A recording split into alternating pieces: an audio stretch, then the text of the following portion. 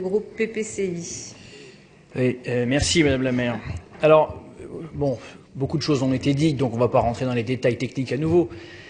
Je vais faire un peu dans la synthèse. J'écoutais, puisque j'ai suivi, comme beaucoup d'entre nous ici, les différentes interventions, les différents orateurs, et je me disais, c'est d'actualité, tout ça me faisait penser à un film, et d'actualité, je vais vous dire pourquoi. Vous savez, ce film qui s'appelle Jean-Philippe, avec Johnny Hallyday et Fabrice Lucchini. C'est ce film dans lequel Fabrice Lucchini se réveille un jour dans un monde sans Johnny Hallyday, alors que Fabrice Lucchini est un fan historique de Johnny Hallyday. Et finalement, c'est vrai que quand j'entends les dirigeants de la majorité, quand j'entends le président Ferraud, quand j'entends les deux adjoints qui sont directement concernés, j'ai un peu l'impression qu'ils sont dans un monde parallèle, en fait.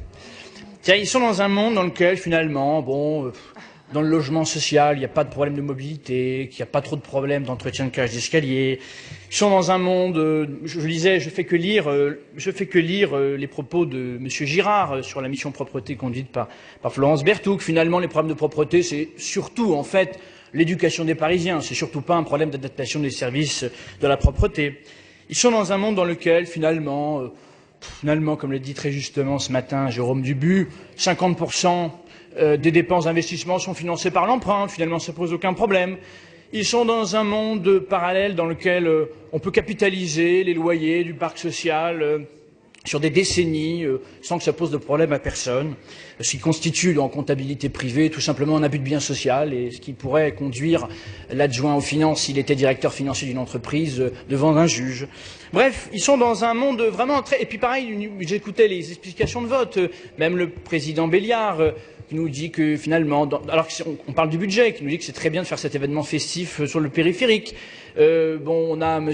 Nicolas Bonnet-Ouladj qui nous fait une traduction, un parallélisme avec ce qui se passe au niveau national, au niveau de l'État. On a l'impression qu'en France, on vit en Grèce, en fait, en Grèce sous le régime de la Troïka, quoi. Voilà. Enfin, je veux dire, c'est vraiment un monde parallèle dans lequel la majorité et l'exécutif vivent. Et d'ailleurs, c'est d'autant plus impressionnant, d'ailleurs, que l'on voit, alors qu'à mesure que les sondages sont publiés, on voit pourtant qu'il y a une insatisfaction très large qui est en train de gagner le cœur des Parisiens. Et c'est impressionnant de voir à quel point, alors qu'on examine cette séance budgétaire, de voir à quel point l'exécutif a l'impression qu'ils sont dans une bulle, quoi.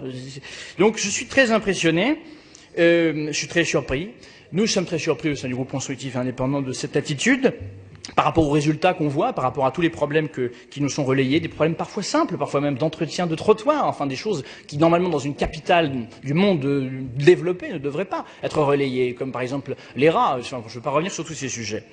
Par rapport à ça, finalement, on est un peu en playback, il faut bien le reconnaître. C'est-à-dire que depuis 3 ans, les discours ne changent pas. Les discours de l'opposition ne changent pas. Les discours de la majorité ne changent pas. Tout va bien dans le meilleur des mondes pour l'opposition, pour la majorité.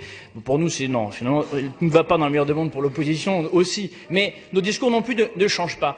Les discours de la majorité, finalement, c'est ça. C'est soit du bavardage. J'ai écouté un peu les phrases. Il y a des phrases parfois qui correspondent même plus au langage ni de l'entreprise, ni même du quotidien. Vivre mieux, c'est respirer mieux. Bon, ok, on a bien fait de se lever ce matin, en fait, finalement. Bien vivre à Paris, c'est accélérer le libre accès du plus grand nombre aux équipements culturels. Bah, dis donc, ça c'est du clivage, dis donc. Hein. Là encore, enfin, je veux dire, le débat budgétaire aujourd'hui ne devrait pas être accaparé par des discours qui sont aussi lénifiants et qui ne sont pas du concret. Il n'y a pas de concret. Voilà. Et enfin, juste pour terminer, j'écoutais, oui, visiblement, là, je vous ai réveillé, là, tout à coup, là, ça y est, là, hein. On va bientôt manger. Et donc, j'écoutais d'ailleurs, je termine, j'écoutais d'ailleurs l'adjoint aux finances, monsieur Grégoire, qui d'ailleurs nous a fait un exposé assez synthétique, qui dit des choses sur lesquelles, naturellement, on peut être en accord. C'est vrai que parfois, il y a des assertions parfois contradictoires de la part d'un certain nombre de l'opposition, qui parfois ont tendance à dire qu'il faut maîtriser les dépenses publiques, mais à demander toujours qu'on en donne toujours plus. C'est vrai parfois certaines missions. Et c'est vrai que, vous voyez, constructif.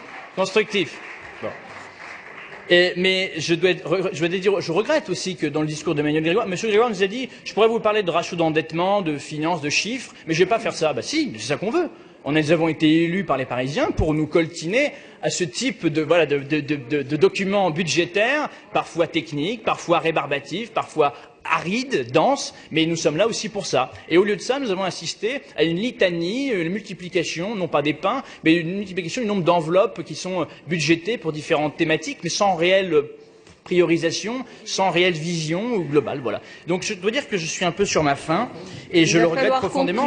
Et donc nous allons conclure. Et donc Madame la maire, vous l'aurez compris, le groupe parisien progressiste, constructif et indépendant ne votera pas ce budget. Il votera évidemment en revanche le budget de la préfecture de police.